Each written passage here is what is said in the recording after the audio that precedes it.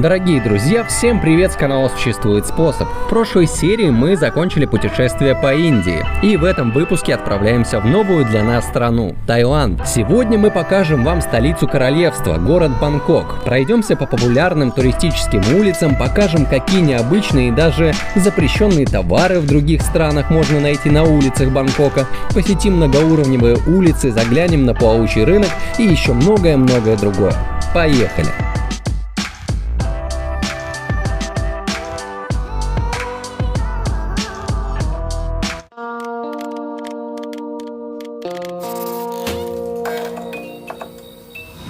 Город Бангкок является столицей королевства и был основан в 1782 году.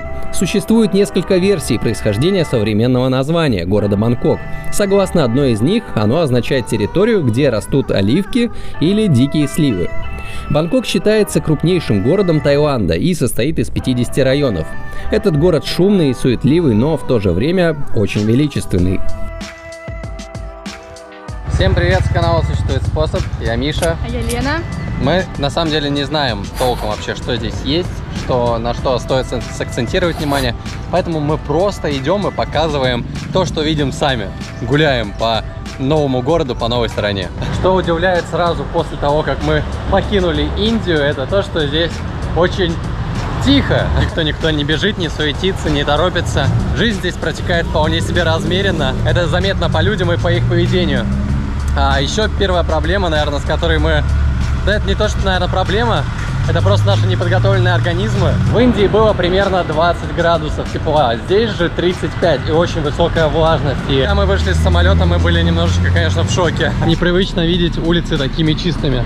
Максимум, что здесь валяется, это листочки на тротуаре. На улицах очень много туристов, очень много европейцев. Также Бангкок часто называют Восточной Венецией, благодаря разветвленной сети каналов. Каналы были прорыты в городе по велению одного из королей в 19 веке. Деревянные моторные лодочки, которые курсируют по этим протокам, и сейчас становятся прекрасной альтернативой традиционному городскому транспорту.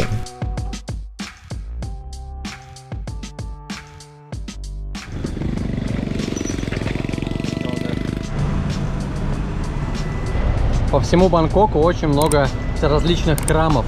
Здесь же вход в каждый храм стоит порядка 200-500 бат. Иногда даже бывает, что подороже. Тайская столица представляет собой достаточно типичный азиатский мегаполис, а сочетание чисто азиатской культуры и западного стиля современной тайской архитектуры неуловимо напоминает Гонконг. Город полон противоположностей. В столице сразу бросается в глаза резкое сочетание современных жилых и деловых кварталов, а рядом с ними можно увидеть обычные трущобы. Здесь саботируют туристов. Тут повсюду сувенирные лавки, причем достойными сувенирами. Реально, мимо них проходишь, и тебе их даже хочется купить. Очень классная одежда, классные принты, не знаю, и качество пошива замечательное. И стоит вроде бы даже недорого. Вот здесь ребята прям толпой стоят и предлагают тайский массаж. Причем там ценники вполне себе у них приемлемые. Дреды могут вам здесь заплести, могут татуировку набить. Тут есть ребята, которые стоят прям с примерами работ. И все это происходит на небольшой улице Khao San Road. Так что отмечайте себе, если хотите окунуться в туристическую атмосферу, то welcome. Да. Ну, в общем-то, на самом деле, это просто улица туристическая с кучей всяких ништячков, которые можно закупить. Покушать здесь местной еды тоже, стритфуда. Ну, количество туристов, сами видите, просто колоссальное. Мы, наверное, столько туристов не видели за все время, сколько в Индии провели. Ну вот, собственно, про что мы и говорили. Штаны можно такие легенькие, прям летние купить. А здесь, в принципе, другие не нужны. За 100 бат. Это 200 рублей на нашу денежку. Рубашки примерно в том же ценовом диапазоне. Может быть, чуть-чуть подороже. Хоть мы с Леной не любители шумных мест, мы не позволили себе не зайти, пожалуй, на самую популярную в Бангкоке улицу – Khao San Road. Когда-то улица Khao San Road была большим рисовым рынком. Баржи одна за другой приплывали в район по реке Чохпрая и сгружали торговцам тонны риса в джутовых мешках. В 2000 году вышла экранизация «Пляжа». Главную роль в фильме сыграл Леонардо Ди Каприо, а Khao San Road узнала еще большая аудитория, чем у книги или путеводителей о Налипуэне. За счет этого улица обрела большую популярность, и в 2018 году на улице бывали по 40-50 тысяч туристов в день в высокий сезон и 20 тысяч в день в низкий. Вот там вот вдалеке видится здание Королевского дворца, а здесь у нас Верховный суд. Вроде бы центр города, но вполне себе спокойно. Здесь же за дворцом находится большой-большой парк. Елена говорит, что здесь что-то интересное. Да, обычно здесь проводятся все различные королевские церемонии. Я точно не знаю их название, но вычитала то, что однажды здесь проводили кремацию умершего короля, предыдущего. Вот, чтобы все могли это увидеть, посмотреть. Вот такие вот интересности. Да. Кстати, Таиланд — это королевство, если что. Мы с Леной удивляемся, что, путешествуя по Индии, мы видели огромное количество буддийских храмов. И здесь тоже буддизм, но смотрите, насколько отличается архитектура. По правой стороне у нас сейчас виден дворец изумрудного Будды. Но дворец этот, к сожалению, сейчас уже закрыт. Возле Министерства обороны красуется портрет короля с тайским флагом, и сзади само здание департамента. Я вот не знаю название вот этой азиатской игры, но в Китае, во Вьетнаме, в Таиланде, видимо, тоже вот в нее играют. Причем дядечки, смотрите, в возрасте, они так умело подкидывают этот мяч, они отбивают его только ногами, и задача не уронить этот мяч на землю, чтобы он не коснулся земли. Блин, это же вообще это что-то нереальное. Это настолько залипательно выглядит, что ты стоишь и не можешь оторваться. Здесь мы попали на цветочный рынок. Цветы все различные, бананы, вот это вот, кстати, цветы банана. Игрушки какие-то, благовония. Так выглядит бангкокское метро. Специальные барьеры стоят, чтобы никто не упал на рельсы. И открываются они только когда подъезжает поезд. Один единственный минус у бангкокского метро — это то, что оно, во-первых, дорогое, во-вторых, нельзя пересесть с ветки на ветку. Приезжает наш поезд, и обратите внимание, как люди все стоят в линеечку, ждут, пока выйдут. Всех выпускают и только потом начинают заходить. Тут даже разметка сделана, что здесь выходит, а здесь заходит.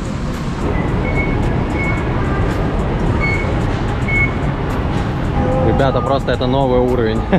Мы такое впервые видим. 3 уровня дорог, ребят.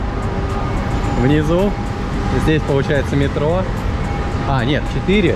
4, Лен. Даже 4, обалдеть. Да. И вот сверху еще. Это, наверное, отдельная какая-то полоса тоже для поездов, по всей видимости.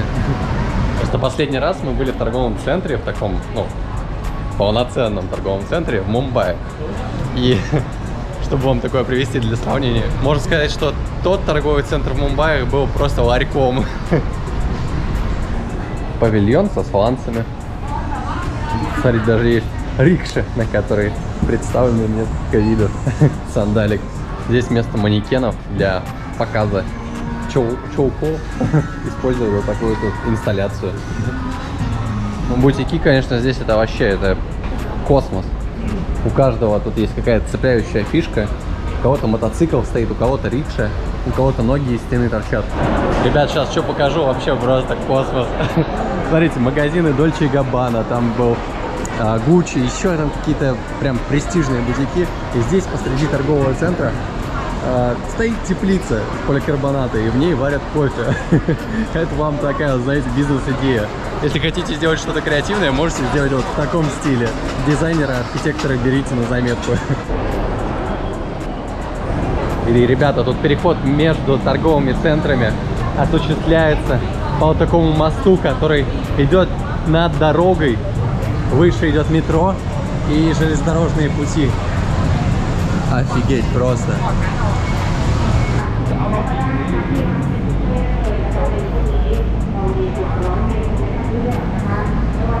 Ребята, также важная информация по банкоматам в Таиланде.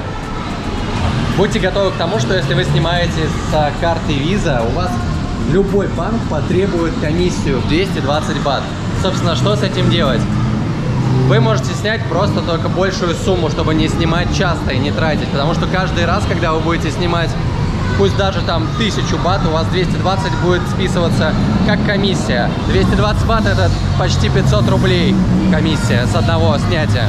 Лена только сейчас поняла, что деньги, бады, они пластиковые. Чё? Вот они. Они не из бумаги сделаны. То есть я их порвать не могу? Нет, ты порвать, наверное, можешь, но лучше не стоит. Особенно 500-ку. Да в смысле пластиковые? А зачем? Ну, типа, они дольше служат за счет этого. И, грубо говоря, ты их можешь постирать, и им ничего не будет. Ну, представляете, я даже не поняла, что они пластиковые. Ну да, они очень похожи, да. Мы уже вчера говорили, что здесь жара 35 градусов, но при всем этом тут недавно был Новый год. И вот здесь вот даже стоят какие-то снеговички, какие-то медвежата, олени. Разобраны какие-то декорации с празднования Нового года. И, кстати, Новый год здесь не 2023 был, а 2566 по буддийскому календарю. Вот такие вот дела. Бангкок является самым жарким городом в мире. Средняя температура воздуха в течение всего года стабильно составляет 28 градусов плюса. Но иногда столбик термометра подскакивает и до 35 градусов в период между мартом и маем. Несмотря на жару, Бангкок один из самых наиболее популярных туристических городов мира и соперничает в этом даже с Парижем. В Бангкоке проживает около 6 миллионов человек. Наряду с ними, так как можно здесь отдыхать на протяжении круглого года, ежегодно Бангкок посещают примерно 20 миллионов туристов.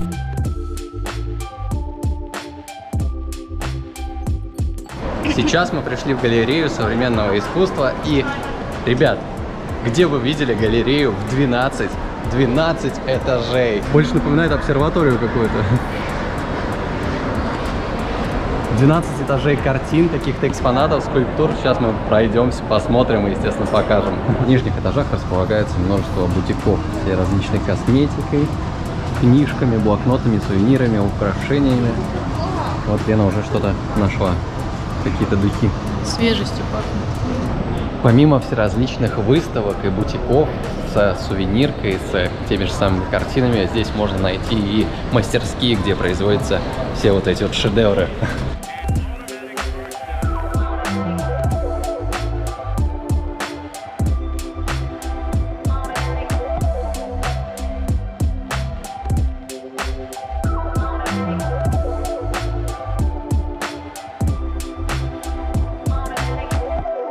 Ну и, ребят, стиль живописи просто отличается колоссально от того, что можно видеть у нас, например, в России или вообще в каких-то других странах. Даже стиль мазков, стиль нанесения краски совершенно другой. Ну и изображаемое, собственно, то, что здесь рисуют. То есть не характерные вообще, наверное, нашему европейскому миру картины. Художник, по всей видимости, очень богатый, учитывая количество нанесенного масла. Это просто, не знаю, там он закидывал как шпаклевку, не знаю, на стену.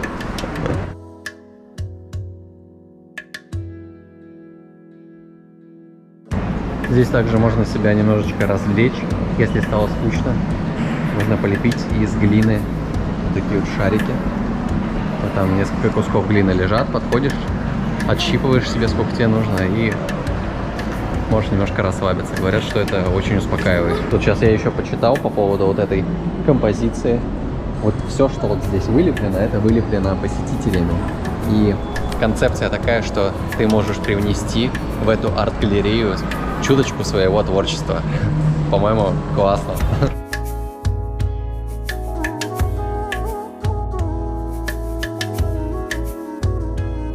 Настолько масштабная и большая галерея с множеством залов, по которой мы уже устали ходить, находится в центре Бангкока.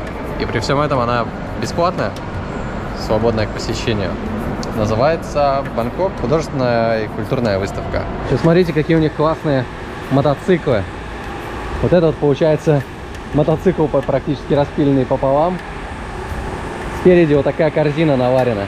И, грубо говоря, он держится вот здесь, вот у него здесь тормоза, и ею поворачивает. Вот видите, она двигается. То есть вот этими двумя колесами, вот этой осью он поворачивает, а на той сидит. А здесь смотрите, какой фасад здания. просто бомба. Это Бангкок Хотель. Здесь фонтанчики бьют. Это мы свернули с главных улиц, прошли метров, наверное, 50, и вот довольно-таки спокойно. Машин вообще практически нету, только вот перфораторы вот там на стройке работают, шумят, а так очень тихо, спокойно. Что нужно знать о Бангкоке? Вот там вот сзади концерт кей-поп группы какой-то. Здесь большой базар. Йо. Ну вот, все чисто с морепродуктов. Какие-то пельмешки даже.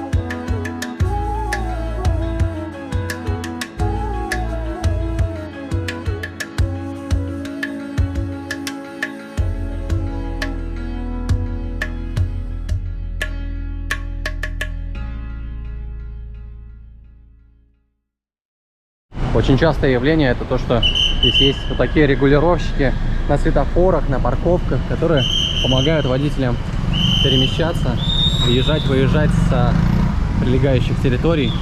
Это очень удобно. Прикол в том, что вот мы вроде бы идем по тротуару, который находится над дорогой. То есть дорога внизу. Вон там машины едут, здесь деревья какие-то, вон там дома. Да, мы, кажется, просто приближаемся, когда мы начнем уже летать по воздуху. Ну да. Как из фильмов «Пятый элемент». Нежданно-негаданно мы попадаем на какое-то подобие комик-фона. Здесь огромное количество каких-то персонажей из видеоигр, из комиксов. Блин, ну Таиланд просто не перестает удивлять. Настолько разнообразный, и ты идешь и на каждой улице встречаешь что-то новое, что-то интересное. Сейчас пройдемся, покажем, что здесь есть. Честно говоря, ни я, ни Лена, мы не шарим. Если вы что-нибудь из всего, что мы покажем, узнаете, пожалуйста, пишите в комментариях, будет интересно.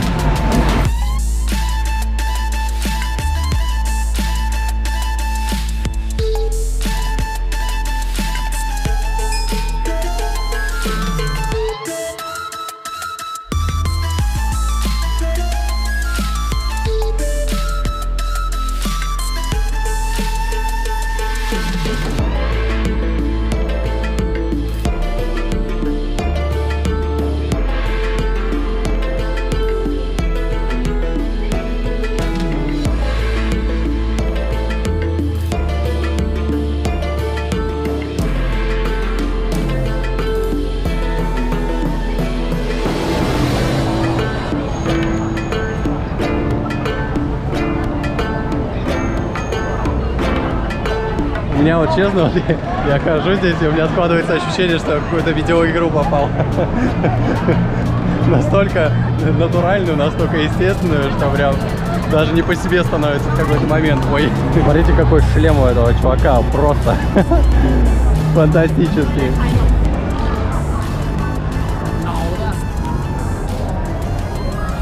Мы чуть подробнее выяснили, это японская экспо в Таиланде. В общем, здесь вот посреди города также находится небольшой храм буддийский. И здесь вот девушки совершают какие-то танцы. И много прихожан, кто делает подношения в виде цветов, каких-то сладостей и свечек. Вот сюда вот к алтарю все приносят, размещают свечи, благовония, цветы, молятся и, собственно, отправляются дальше по своим делам.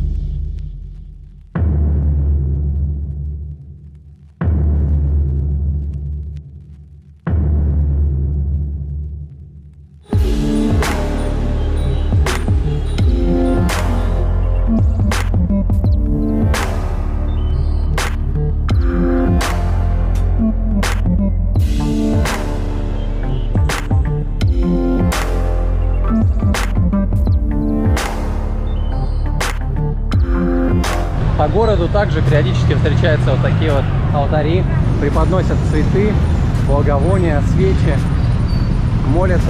Еще немного из того, что может вас удивить в Бангкоке. Смотрите, какие высокие, красивые дома. Прям вообще фантастика. Еще может вас удивить то, что продают здесь на улице. Здесь работяги расхватывают таракашек, букашек. Вот здесь вот целый прилавок. И продают вот тут вот кузнечики. Здесь тоже какие-то букашки, таракашки, по-моему, саранча вот это. Крабики маленькие. И вот это вот все вот можно здесь набрать. Какие-то сладости. А здесь красота. Реально город контрастов. Идешь вот тут мимо вот блестящих зданий изысканных. И внизу работяги в касках, в строительных робах набирают себе тараканов в пакет. Вот единственная проблемка в благоустройстве города — это то, что людей здесь постоянно загоняют наверх по ступенькам. Где-то, конечно, есть эскалаторы. Связано это с тем, что широкие улицы и большой транспортный поток, и, соответственно, проще народ наверх загнать. Но среда для пешеходов, если ты поднялся наверх, то она вполне себе нормальная. Ты можешь здесь прям по несколько кварталов проходить без каких-либо переходов через дороги. Это просто полноценные такие дополнительные улицы, чисто для пешеходов, которые идут над дорогой. Здесь, похоже, реально нормальное явление, что продают каннабис под видом каких-то медикаментов, но да, у них вот тут можно прям шишки купить. Обалдеть. Вон ребята пришли затариваться как раз таки. Нормально, здесь получается это легализовано. Ну что, мы нашли игровые автоматы тайские. Взяли 2 жетона. И сейчас Лена будет играть.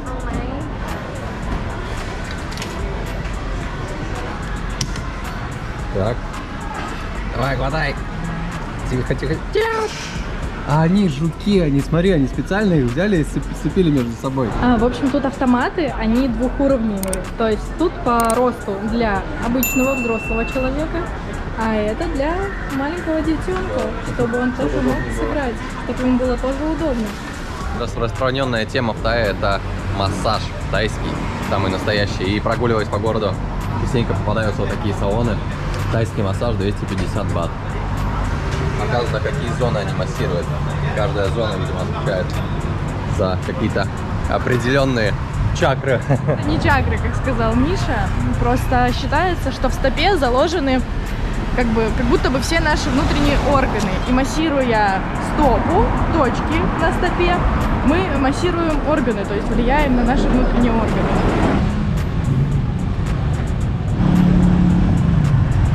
Сейчас мы с Леной попробуем переправиться на западную сторону реки Чаупхрая и, собственно, посмотреть, что располагается с той стороны. И вот сюда люди прям даже на мотобайках заезжают, потому что река очень широкая.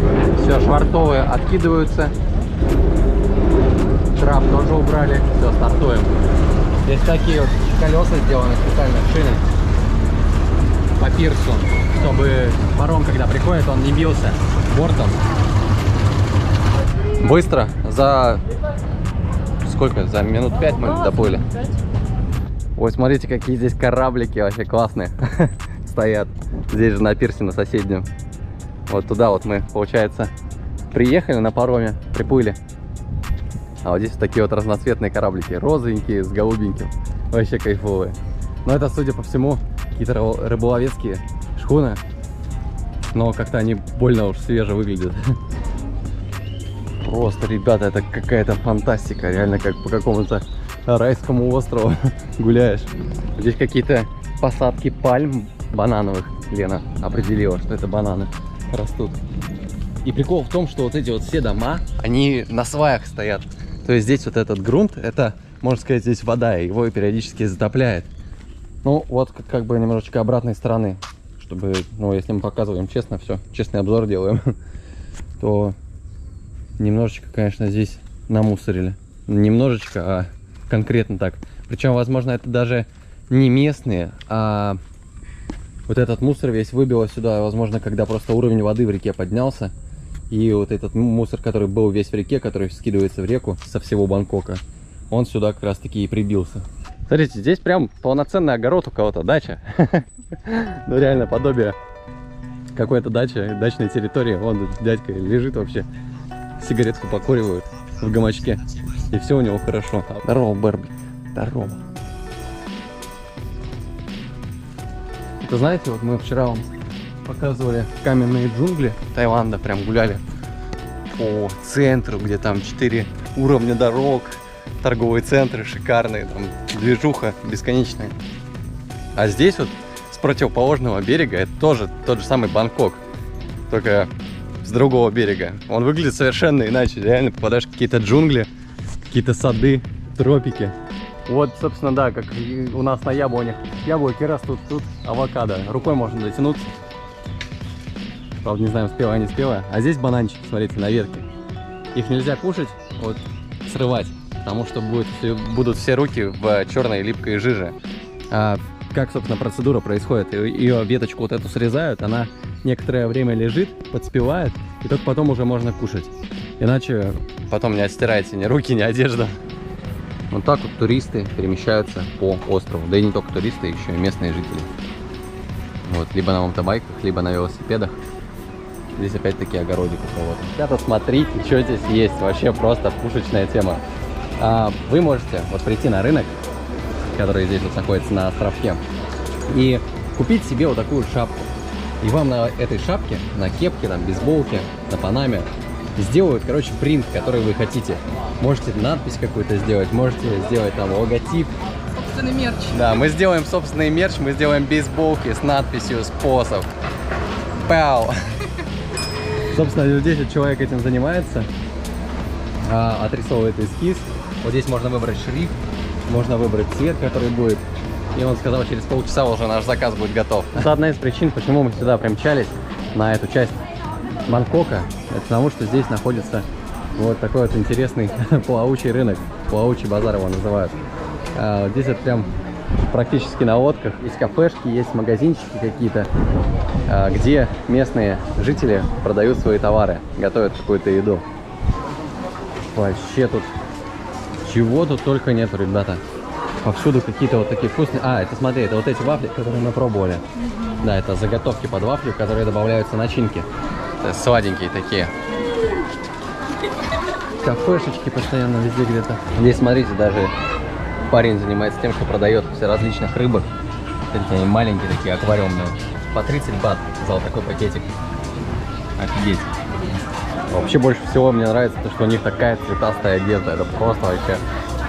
Смотрите, насколько тут много всего. О, принты прям такие яркие-яркие. Еще вернемся к теме принтов на футболках. Смотрите, насколько красивенько нарисовано все. Насколько красивые футболки. И это реально нарисовано вручную. Вот здесь вот сидит человек, который красками наносит какой-то принт. Даже интересно, сколько стоят они. Excuse me, how much is spray? 650 baht. 650 baht. Yeah, painting. Okay. Yeah, you're painting. Yeah. Yeah, good. Буквально чуть-чуть отошли от рынка. Смотрите, здесь храм какой красивый. Ой-ой-ой, даже здесь, вот смотрите. Блин, здесь люди сидят, молятся. Не будем мешать. Столько здесь колоритно, настолько здесь много всего. Вот реально хоть камеру не выключаю. Вот просто идешь и бесконечно снимаешь. Очень красивая архитектура. Много еды, много всяких лавок. Люди тоже колоритные. Таиланд вообще очень круто себя показывает. Круче всех достопримечательностей, всех рынков, базаров, архитектуры, храмов. Только то, что здесь очень много зелени. Смотрите, сколько деревьев. Причем многие из них дают какие-то плоды. Бананы, манго и другие фрукты, овощи.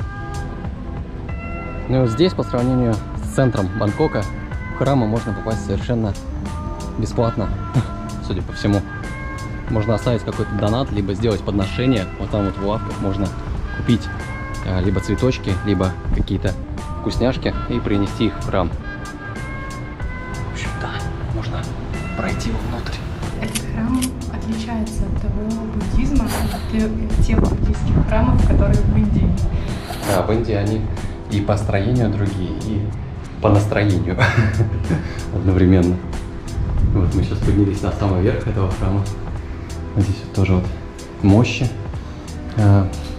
какой-то алтарь небольшой. И отсюда вот открывается вид, вот здесь стоят статуи Будды с этой стороны и с этой. И панорама, вот там, кстати, вид на Бангкок, на западную часть.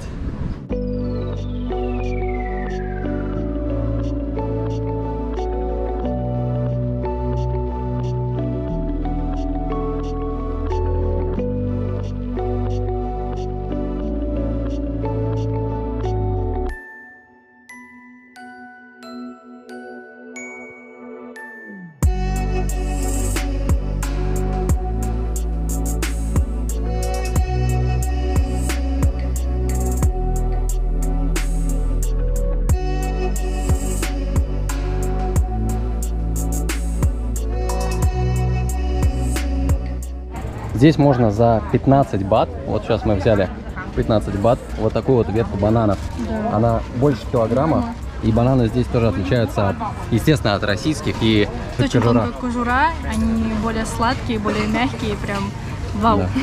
А за 35 можно взять прям вообще большие-большие бананы. Всякие растения продают, там цветочки, да, по-моему, вот кактусы. Его называют плавучим, потому что кто-то здесь торгует прям с воды, вот как кафешку, которую мы вам показывали, а также потому, что рынок располагается по берегам реки. И под вот этой площадкой, на которой расположен рынок, под ней тоже вода. Собственно, все здания и все постройки, они расположены над водой. Сейчас нам дядечка вот здесь насобирает 1 килограмм манго, вкусного свежего манго. Оно, не смотрите, что оно зеленое, оно на самом деле внутри спелое, мы сейчас попробовали. И килограмм манго здесь стоит всего 20 бат. 40 рублей, ребята. Вот здесь человек торгует манго, а рядышком, прям под ногами, рыбки какие-то плещутся. В таком пенопластовом контейнере. А здесь, смотрите, черепахи.